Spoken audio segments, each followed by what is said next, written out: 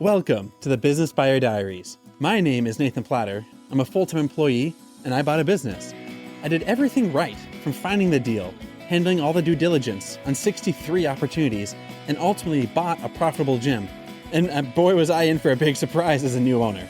I chronicled everything in real time, including the biggest wins to the stressful nights at 2 a.m. I'm sharing my journey without sugarcoating anything, so you don't make the same mistakes that I did. Here's today's episode. All right, so today we're a little different. So at the laundromat, we're doing 7 loads of laundry in one day because our family's coming, we have to crank out 7 or 8 loads of laundry like today, right? So at the laundromat, we got all these sheets running, and you're on from there. Then I got a handshake agreement with the folks that want to sell their 2 clubs to me as well. So I'm waiting for the seller of club number 2 to send back the signed purchase agreement. And so that'll be good to go. Working with the sellers on studios number 3 and 4. That one will just take a little bit longer. It's a little funny. They both are 50-50 owners in the 2 studios. So it's not like one person owns one owns the other, but they both are 50-50 on both. So it's it's going to be a little bit more, it's kind of like the last transaction. There's going to be 2 people on all the emails, 2 people on DocuSign, 2 people part of the Zoom calls. So just a little more headache than just a simple one person, which is fine. We'll get that going. But I'm realizing, okay, as I grow this and I dive into this business career, I need to have a system. I need to have a simple copy and paste process, because this is not the last time I'm buying a business. I'll be doing this for the rest of my life. This is way too much fun. And it's the deal making, the deal buying, and then rolling it up under the umbrella. And so what I'm doing right now is in the laundromat, on their cheap Wi-Fi, on the old school benches from the 70s, with beat up, cracked floors. I'm making a Dropbox folder hierarchy. So literally, and I'm looking at my screen. All right, so I'm making a folder, and it's going to be my draft. It's going to be my template folder. And every time I talk to a business owner moving forward, the exact copy and paste of this folder.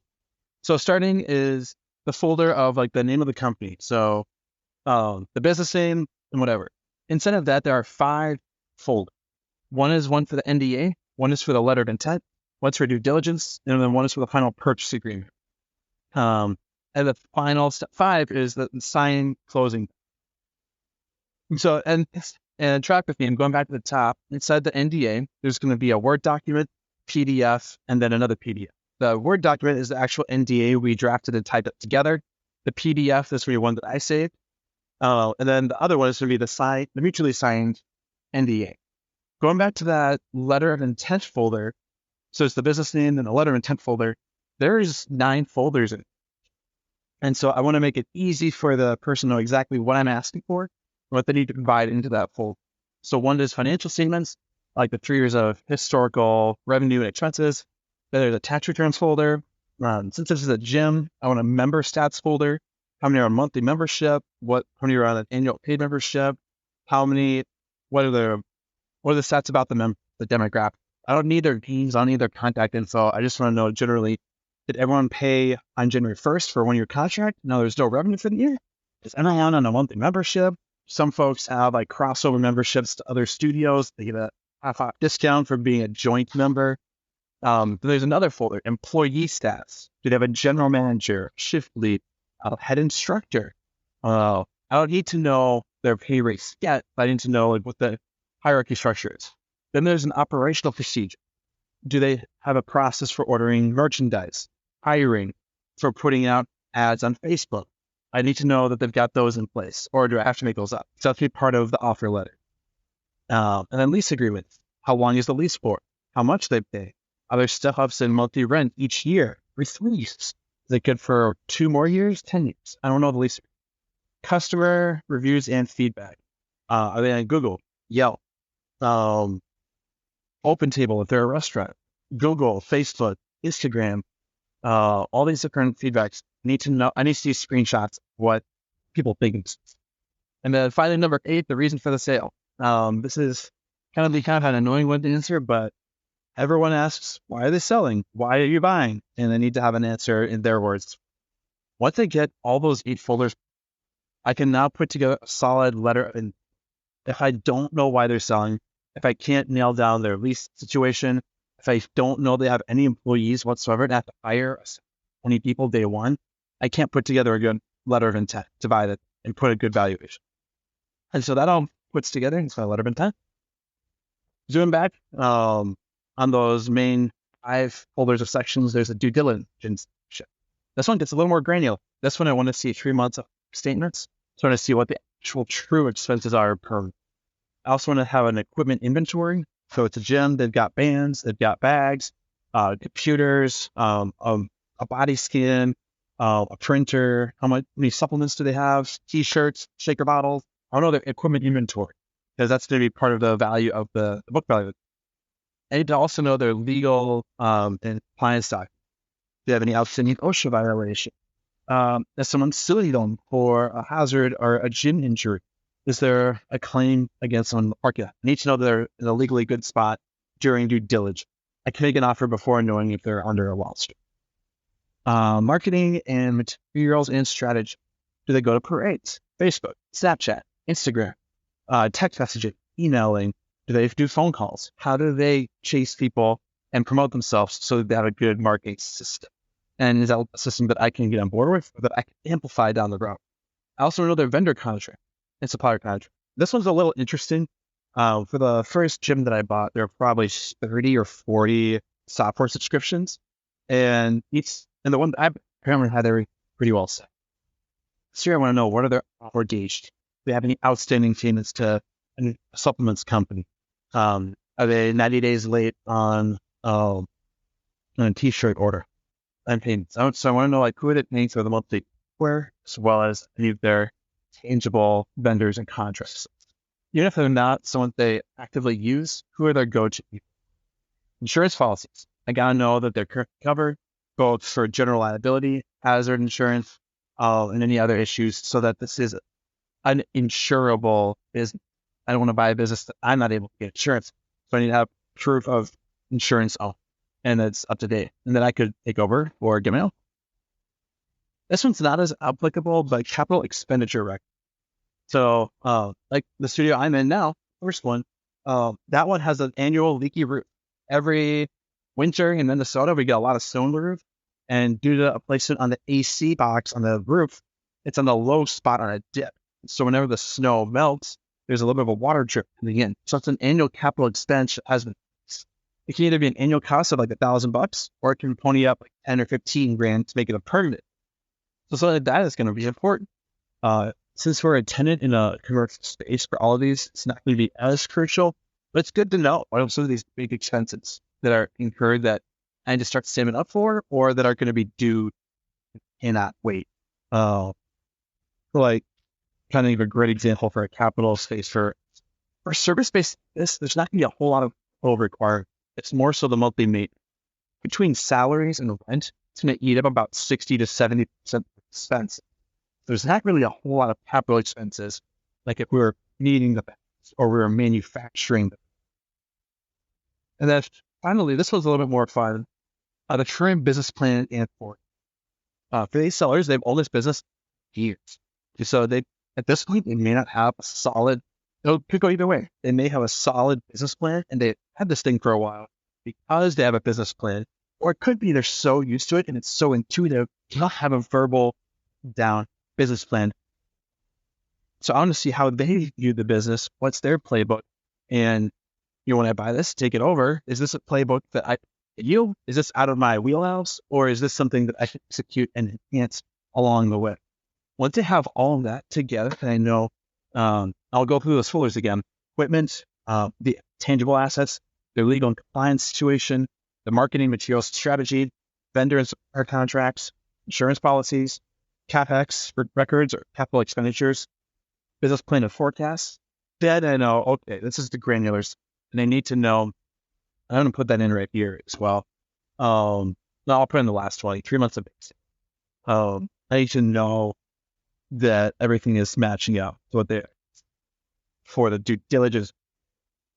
On paper, it can look great, but I got to dive in, get really granular, and be like a mole, dig in through the business, trying to prove them wrong by trying to clarify, firm any assumptions or statements they made. Finally, once those due diligence look great, we now get to the purchasing. The purchase agreement, this is where we write it all. I guess I'm not a business broker. I guess there's a few ways you could do this. Now I'll probably simplify it. When I had the purchase agreement, you know what? I can do the purchase agreement. In this case, I don't need to see an insurance policy to get into the purchase agreement. But these are all items I'm going to need in the due diligence after purchasing. Definitely consult a broker, attorney, CPA. I'm not any of those, so do not hold me to it. Our financial advice, business advice. But that's my. Once you have the purchase agreement, we go through that due diligence period. It's now all going to be contingent on bank finance. I'm not a cash buyer. I'm not going to write a check and I own everything day one. I'm going to be using a lender and probably some seller finance. And so that'll be part of the letter of intent, say I intend to buy it for $500,000 or $1 million or whatever. And I plan to use this much for bank financing. I'll be asking the seller to paper. Here's what I'll be doing down payment. Here's my earnest money on all of this. And then it's kind of weird, but like you instantly assume that you're moving to closing date. Kind of like when you buy a house, day one, when you submit an offer, you schedule when you're going to close up. And that helps so that the deal doesn't drag on for months. The first gym, that deal took like 3 months. That's pretty quick. And here we want something very similar as well. The sellers, I told them in meeting with them that I'd probably be like 8-9 months out from today because I have another studio in the hopper. So if I close on that in 3 or 4 months, I'm already in another 3 or 4 months to close on studio number 3, 4. And since these two studios, studio 1 was from a seller combo. We'll just call them A and B. When I bought studio from A and B, at that same time, A and B also sold off one of their studios, and partner A cashed out partner B. So partner B is now in retirement. He's all good to go. He's got freed. He has no stake in these businesses. Now I'm technically buying studio number 2 from seller letter. So it's not just like a one-on-one. So it's a pretty easy transaction. In this case, for studios 3 and 4, I haven't talked about how I'll do it. We'll either do studio 3 from both sellers, and then we'll do studio 4 from both sellers. Since it'll be the same kind of expansion strategy, and it's the same sellers, and not changing. And they're very good. They've been friends for a lot of years, so I'm sure they're amicable. They're great. I think we may just buy studio 3 and 4 at the same time. In one foul swoop. It's still an extension. I don't know. We'll have to do some contingencies on bank group. But that's where we're at. So that's how I'm structuring my whole flow. So I'm making this copy and paste folder hierarchy. So as soon as someone says, hey, I want to sell, I'll say, great, I'm interested. Here's how we're going to start. I'll send you the list of folders. Inside each folder, there's going to be a half-page Word document.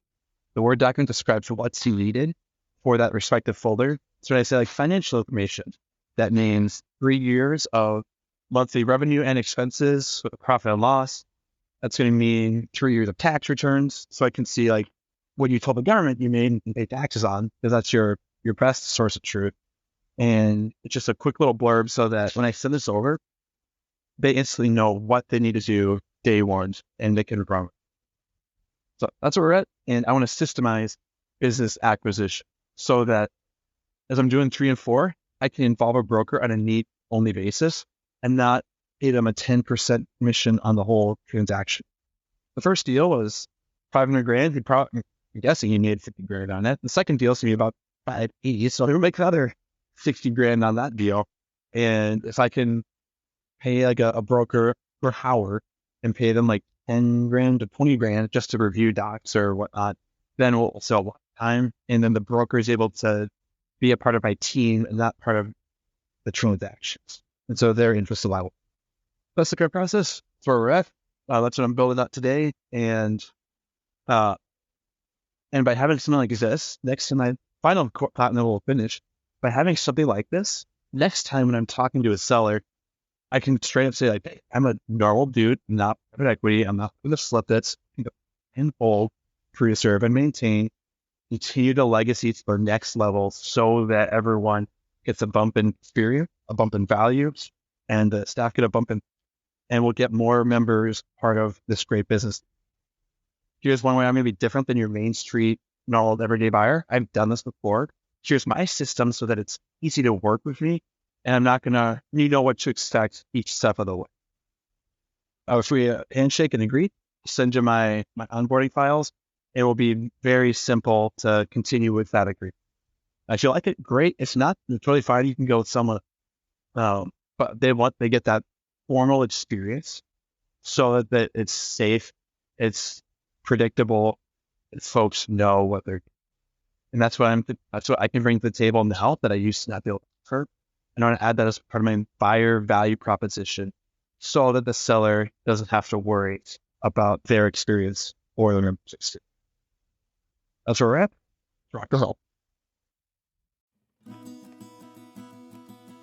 This has been another episode of the Business Buyer Diaries. Subscribe so you don't miss the next episode.